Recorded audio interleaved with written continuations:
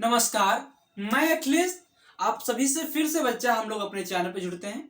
चलिए आज देखते हैं जो अपने फंडामेंटल राइट्स यानी मौलिक अधिकारों को जो लेक्चर हो रहे थे। आप सभी को पता है कि हम लोग अभी पॉलिटी की क्लास कर रहे हैं और पॉलिटी की हर एक क्लास अभी तक लगभग 13 लेक्चर हो चुके हैं और जिनको मैंने एक विस्तार से पहली क्लास यानी समग्र अध्ययन करेंगे पॉलिटी का, और पहली क्लास यानी संविधान सभा से हमने स्टार्ट की थी और सब कुछ विस्तार से बताया, चाहे विशेषताएं हो संविधान की, कॉन्स्टिट्यूशन की, प्रस्तावना हो, कुछ भी हो, इनफैक्ट आलोचनाएं भी, मतलब कुछ भी हो, नागरिकता हो, पार्ट संघ क्या है, यूनियन स्टेट कैसे बनते हैं और स्टेट्स कैसे बनते हैं, दोनों में डिफरेंस क्या है, या किस राज्य को कम किया जा सकता है, उसको अलग किया, जैसे इन सारे मुद्दों पे मैंने चर्चा की विस्तार से। उम्मीद करता हूं जो भी 100 से 200 बच्चे जुड़े हुए हैं इन डेली रेगुलर बेसिस पे, सब्सक्राइबर तो बहुत सारे हैं लेकिन सब लोग व्यूज नहीं आते, मतलब सबको जरूरत नहीं है पढ़ने की, ठीक है, क्योंकि उन सबको आता होगा।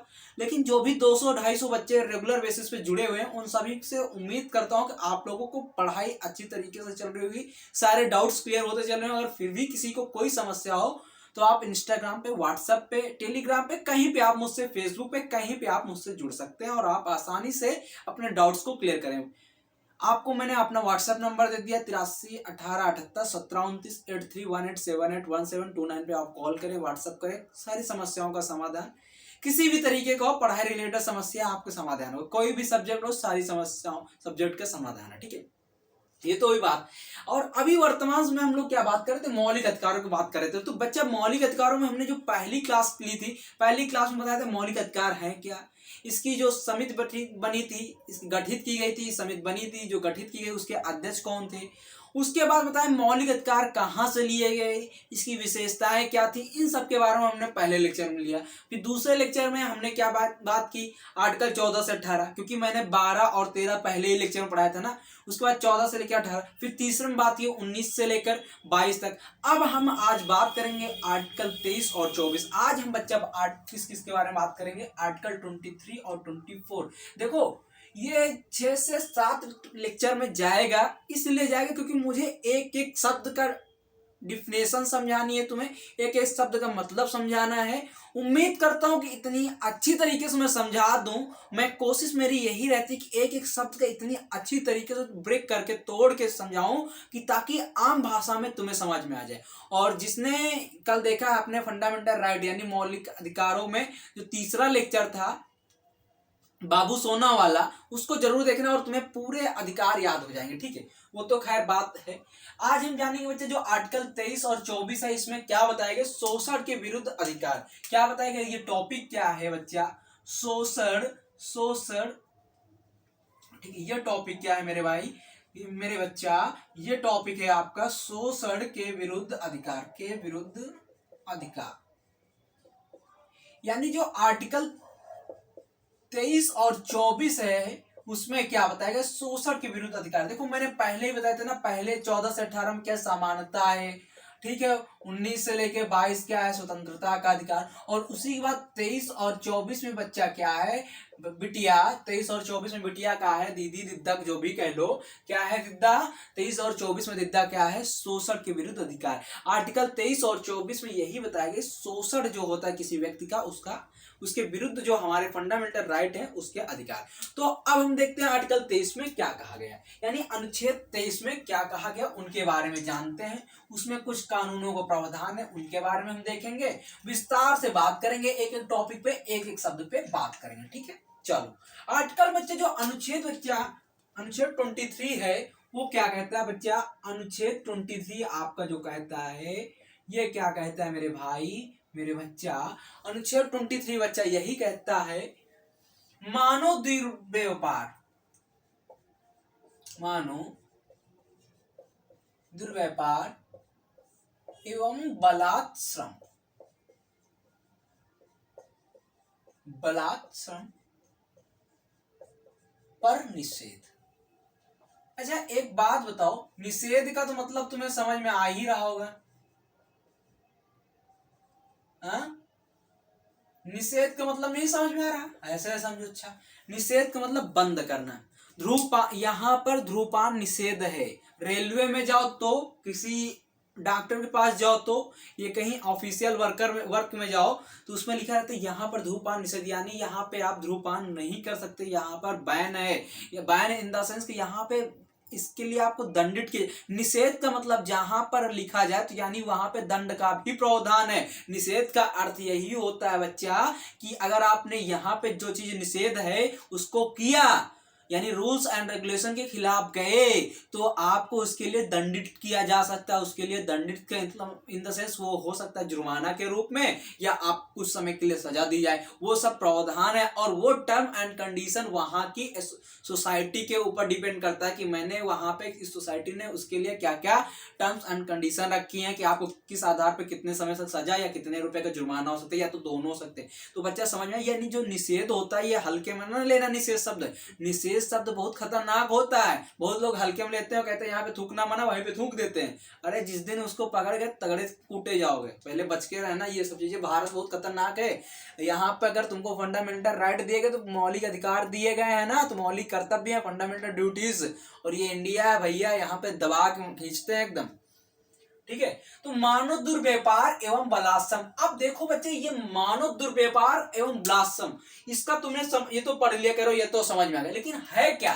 तो मानव दुर्व्यापार, देखो मानव दुर्व्यापार मतलब, दुर्व्यापार का मतलब तोड़ो तो दुर्व्यापार अलग, यानी व्यापार का मतलब खरीदना या बेचना, यानी किसी वस्तु को खरीदना और बेचना क्या कहलाता है? व्यापार खरीदना कहलाता है, खरीदना और बेचना, ठीक है। यानी किसी व्यक्ति को खरीदना और बेचना, किसी वस्तु को खरीदना और बेचना क्या करता है? वही व्यापार होता है। वो चाहे वस्तु हो या दूध हो, लीटर हो, दारू, गांजा, भांग, शराब, कुछ भी हो, सब कुछ ये व्यापार के अंतर्गत आता है। लेकिन मानव दुर्व्यापार यानी मनुष्य को खरीदना बेचना, ये क्या कहलाता है? ये भी तो दुर्व्यापार कहलाएगा, लेकिन ये मानव दुर्व्यापार, यानी किसी मनुष्य को, महिला को, स्त्री को, बच्चे को, पुरुष को खरीदा या बेचना, ये क्या कहलाता है? मानव दुर्व्यापार। यानी पहली चीज हमने समझी, मानव दुर्व्यापार में पहली चीज क्या निषेध हुई कि किसी स्त्री या पुरुष को खरीदना या किसी बच्चों को खरीदना, इसको निषेध है, यानी ये दंडित है। ये क्या है? ये अवैध है। पहली बात समझ में आई। स्त्री, पुरुष आब्लिक बच्चों, ठीक है, इनको सब में आप लेगा, ठीक है, को खरीदना और बेचना, ऑब्लिक बेचना, ठीक है। यानी बच्चा ये समझ में आया मेरे भाई, मेरे बच्चा, मेरी दीदियां, दिद्दा, तुम्हें ये समझ में आया कि यानी जो पहली बात क्या बताई गई, जो आर्टिकल 23 है, इसमें मानव दुर्व्यापार का मतलब क्या है? पहली बात ये क्या निषेध है, यानी किसी स्त्री, पुरुष और या बच्चे को आप खरीद बेच नहीं सकते। दूसरी बात क्या बताई? दास प्रथा। दास प्रथा का अंत, यानी जो बच्चा, पहले क्या होता था? दास प्रथा चली आती थी। होता क्या था कि दास प्रथा का अंत, इसी से हम जोड़ के चल रहे हैं। देखो दास प्रथा को इसी से हम जोड़ेंगे। क्या होता था? जैसे मेरे पिताजी हैं, गरीब हैं, ठीक है, उन्होंने किसी जमादार से क्या किया? किसी जमादार, इंदर से जमींदार जो होते थे उस समय, ठीक है, उनसे कहा कि साहेब हमें इतना रुपया दे दो, हम इस समय पर बाद दे देंगे। तो उन्होंने जब उस समय बाद उतना रुपया जो आया उसको नहीं दे पाए, तो अब वो जमींदार ने क्या कहा कि अब तो मैं यहाँ क्या करोगे? दास बन के रहोगे, जिंदगी भर दास बन के रहोगे, ठीक है। या हमारे पापा जो पिताजी थे वो पैसा के नहीं दे पाए, तो उन्होंने कहा कि हमें बेच दिया उनको कि आप हमारे बच्चे को जिंदगी भर बस इससे काम कराओ, आप बस खाना पानी देते रहना, हो जाए। तो ये क्या हुआ? हम उनके क्या हो गए? दास हो गए। ये बच्चा क्या कहले? दास प्रथा। और यही कहलाती थी, इसी को आप दास प्रथा कह लो, दासी कह लो, ठीक है। दास प्रथा, दासी, दासी मतलब महिलाओं के लिए और दास प्रथा पुरुषों के लिए, ठीक है, दासी हो गई, ठीक है। दास प्रथा और दासी का मतलब समझ में आया, ये सब चीजें समझ में आई। और एक चीज होती है बच्चा, बंधुआ मजदूरी। ये दूसरी बात। तीसरी बात क्या होगी? बंधुआ मजदूरी। बंधुआ मजदूरी का मतलब बस यही है कि अगर आपने कार्य करवा रहे हो किसी व्यक्ति से, तो सिर्फ और सिर्फ उसको खाना दे दो, उस कार्य की कोई कीमत ना चुकाओ। और मुश्किल से खाना देना, एक दे तो मानवता के नाम पर दे देते होंगे, वो बात अलग है, मैं तो यही समझाऊंगा तुम्हें। बंधुआ मजदूरी यानी किसी को जबरदस्ती बांधकर उससे कार्य करवाना, वो क्या है? वो निषेध है। वो भी क्या है? आपराधिक के अंतर्गत, अपराध के अंतर्गत है बंधुआ मजदूर, ठीक है। यानी बंधुआ मजदूर भी ये सारी चीजें आप नहीं कर सकते हो किसी व्यक्ति के साथ, यानी सीधी सी बात है। और चौथी बात इसी में लिख लो। अच्छा एक और लिख लो उसके बाद वैश्या। ये जो वैश्या वाली सिस्टम है बच्चा, इसके लिए डिफाइन नहीं करेंगे, क्या करें डिफाइन, इसमें क्या करें, सबको पता है वैश्या क्या होता है। ठीक है, ठीक है। तो वैश्या को प्रथा का अंत, वैश्या प्रथा का अंत यानी बच्चा किसी स्त्री को खरीदना बेचना, उसको व्यापार करना, ये पहली बात तो अवैध है। दूसरी बात दास प्रथा या दासी प्रथा। तीसरी बात हमने क्या बताई, बंधुआ मजदूरी। और चौथी बात क्या बताई, वैश्या प्रकृति का अंत। यानी इन चार चीजों को मानव दुर्व्यापार के अंतर्गत लाया जाता है। यानी मानव दुर्व्यापार के अंतर्गत इन चार चीजों को लाया जाता है। बोलो इनमें कोई डाउट? उम्मीद करता हूं पूरी बात को हमने तुम्हें समझा दिया और तुम्हें समझ में आ गया। यानी कि अब तो मानव दुर्व्यापार क्या क्या है ये तो समझ में आ गया। तुम बताओगे मानव दुर्व्यापार के अंतर्गत क्या था, किसी स्त्री पुरुष या बच्चे को खरीदना बेचना, पहली बात। दूसरी बात बंधुआ मजदूरी। तीसरी बात दास प्रथा या दासी प्रथा या वैश्या, ये सारी चीजें क्या है, मानव दुर्व्यापार के अंतर्गत आती है। ठीक है, अब बंधुआ मजदूरी कहे तो यहाँ क्यों नहीं बताया बलात्सर में, तो बच्चा बलात्सर में भी हम बंधुआ मजदूरी को ले सकते हैं, कोई दिक्कत नहीं है। हम बलात्सर में बंधुआ मजदूरी को ले लेते हैं, उसमें क्या दिक्कत है, हमने दोनों में ले लिया। हमें समझने से मतलब है और तुम्हें समझाने से मतलब है, तुम्हें कुल मिला के एग्जाम निकालने से मतलब है, और हमें इस तरह तुम्हें समझाना है ताकि तुम्हारा एग्जाम निकल जाए। देखो बच्चा, बलाश्रम का मतलब यही है कि जो बच्चा है उसको, पहली बात तो 14 साल से कम वर्ग के बच्चों के लिए, ये तो आर्टिकल 24 में बताएगा जिसको हम बताएंगे। बलाश्रम का हम सीधी सी भाषा में, अगर आम भाषा में कहें तो जैसे मैंने कोई श्रम किया और उसके बदले में मुझे न्यूनतम आय नहीं प्राप्त हुई, वो भी क्या आता है, बलाश्रम के अंतर्गत न्यूनतम आय, न्यूनतम आय।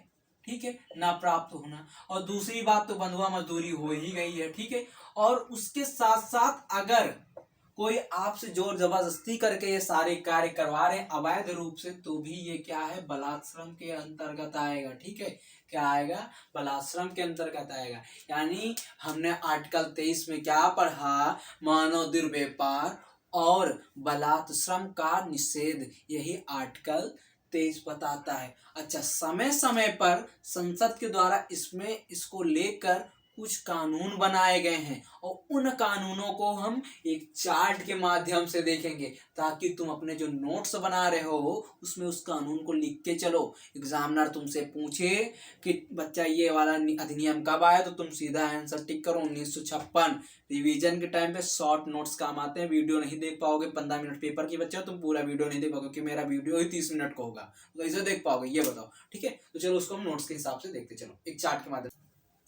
चलो बच्चा देखो, एक चार्ट के माध्यम से देखते जो समय समय पे कुछ कानून आए थे उनसे जो संबंधित है, जिनसे क्वेश्चन पूछा जा सकता है। ठीक है, तो चलो देखो बच्चा, इसमें पहली बात, पहला कानून क्या, अनैतिक दुर्व्यापार निवारण अधिनियम।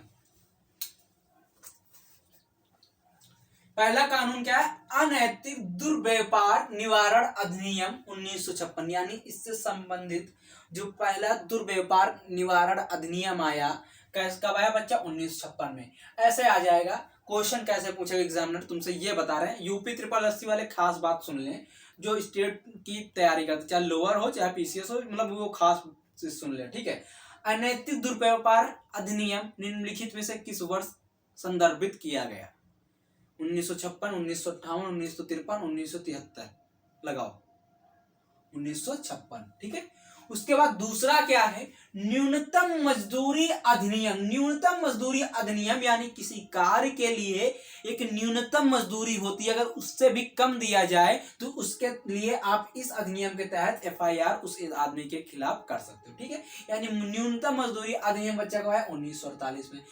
अनैतिक दुर्व्यापार निवारण गया 1956 में, लेकिन न्यूनतम मजदूरी अधिनियम 1948 में आ गया, यानी जैसे भारत आजाद हुआ उसके बाद ही लगभग आ गया। ठीक है, उसके बाद बच्चे ठेका मजदूरी अधिनियम, यानी जो ठेका पर मजदूरी कराई जाती है उसके लिए अधिनियम क्या है 1970 में।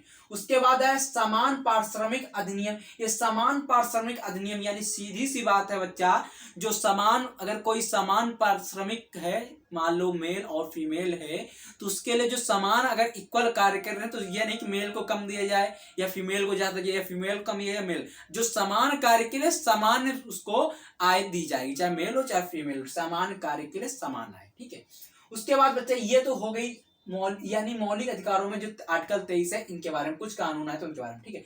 लेकिन हाँ कुछ अपवाद भी, एक्सेप्शन भी है। जैसे तुम्हारे लिए भी कुछ एक्सेप्शन होते हैं कि तुम हर चीज में तो अच्छे होते हैं, लेकिन जब क्या होता है, जब किसी समाज में जाते हो तो तुम्हारी सबसे ज्यादा बेइज्जती होती क्यों है? क्योंकि तुम बेरोजगार हो, इसलिए तुम्हारी सबसे ज्यादा बेइज्जती होती। उसी तरह इस आर्टिकल में भी कुछ अपवाद है। अपवाद क्या है?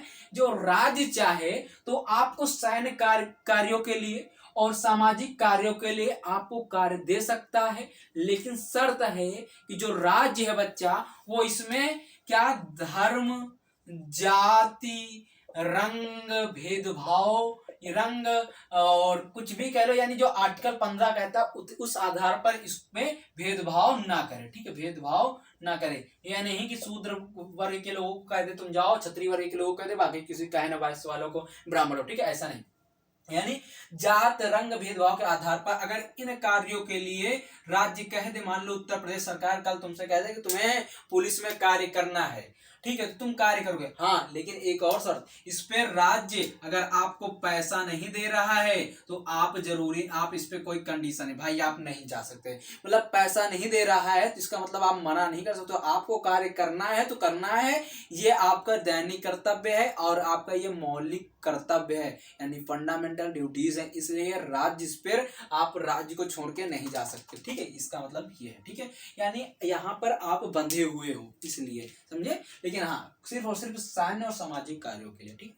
आर्टिकल 23 समझ में है, यानी उम्मीद करता हूं आर्टिकल 23 आपको बिल्कुल समझ में आया, और फिर भी कोई डाउट है मेरे भैया तो आज ही क्लियर कर लेना, जिंदगी में दोबारा डाउट ना पालना इसके लिए, ठीक है। चलिए अब आर्टिकल 24 हम अगली स्लाइड में देखते हैं। चलो आर्टिकल 24 हम देखते हैं, ठीक है। चलो बच्चा आर्टिकल 24 क्या कहता है उसके बारे में देखते हैं, यानी अनुच्छेद 24 क्या कहता है। देखो अनुच्छेद 24 जो आपका है यही कहता है, अनुच्छेद 24 आर्टिकल 24 यानी अनुच्छेद 24 बच्चा क्या कहता है, जो कारखाना है, आर्टिकल 24 आपका यही कहता है जो कारखाना है, कारखानों में बालकों के नियोजन, बालकों का नियोजन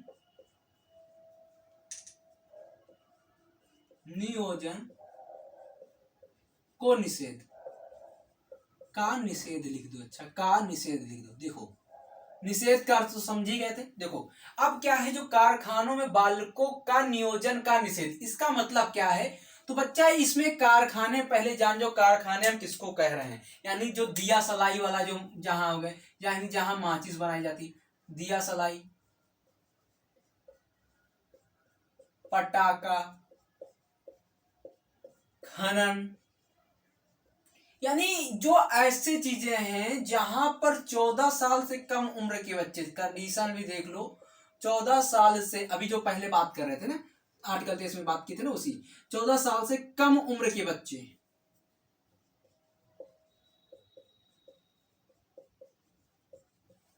के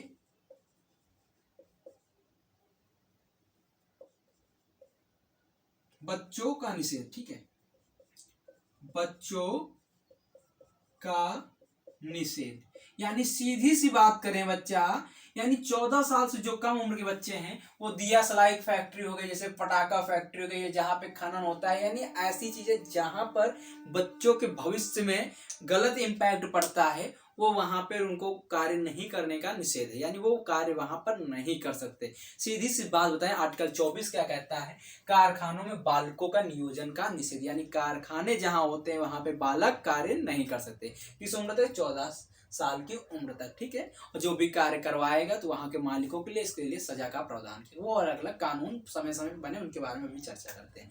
यानी सीधी सी बात समझ में आई कि 14 साल से, अच्छा ये सब चीजें जो हैं तुम्हें समझ में आ रही है ना, उम्मीद करता हूँ कि समझ, अरे भैया अगर ना समझ में, दीदी दिद्दा भैया जो भी पढ़ रहे हो प्लीज डाउट क्लियर करना, और एग्जाम में अगर डाउट नहीं क्लियर और एग्जाम देने चले जिंदगी भर तैयारी करते रह जाओगे, कभी भी एग्जाम नहीं निकलेगा, इतना जान लो। तो उम्मीद करता हूँ ये समझ में आया, यानी जो आर्टिकल 24 क्या कहता है, जो कारखाने हैं जैसे दिया सलाई फैक्ट्री होगी, पटाखा फैक्ट्री के, खनन के क्षेत्र हो गए, ऐसे जो भी क्षेत्र है जहां पर बच्चों के जीवन को लेकर गलत इम्पैक्ट, यानी 14 साल से कम उम्र के बच्चे जो है उनको जीवन को लेकर गलत इम्पैक्ट पड़ते हैं, तो उनको इस आधार पर क्या है वहां के मालिकों को सजा का प्रावधान है, जुर्माना का प्रावधान है, ठीक है, इसलिए ये बात हुई। तो उम्मीद करता हूँ ये चीज समझ 24। अच्छा, अब इसके लिए संसद ने क्या किया, कुछ ना कुछ समय समय में भारत सरकार ने कानून बनाए। तो उन कानून को जो बनाए हैं उनको हम एक चार्ट के माध्यम से, जैसे 23 पढ़ा वैसे 24 पढ़ लेते, उसके बाद कंप्लीट हो। ठीक, चलो एक चार्ट के माध्यम से देखते, चलिए आगे देखते हैं, ठीक है, चलो आगे देखते हैं, ठीक है। अब हम देखते हैं जो इससे संबंधित कुछ कानून थे उनको हम एक एक करके जानते हैं। ठीक, चलो जो कानून थे संबंधित एक एक करके जानते हैं, ठीक है। तो बच्चा पहला जो कानून बना क्या बना, बाल श्रम अधिनियम 1986, यानी जो बाल श्रम अधिनियम 1986 जो आर्टिकल 24 उसी के अंतर्गत कुछ कानून बने, ठीक है, यानी बाल श्रम अधिनियम 1986 बना। उसके बाद क्या बना, बालक नियोजन अधिनियम, बालक नियोजन अधिनियम 1938, ठीक है। कारखाना अधिनियम, यानी जो कारखाना में कार्य कर रहे हैं उसके लिए कुछ कानून बनाए गए, कब, 1948 में।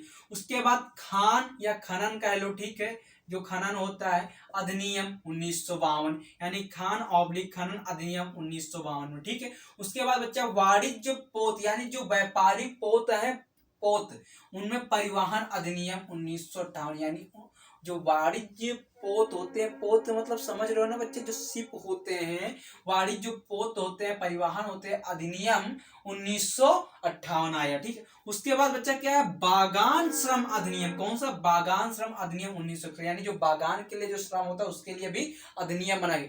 लगभग देखो तो हर चीज के लिए भारत सरकार ने अधिनियम बनाई, ये कब है, 1961 में।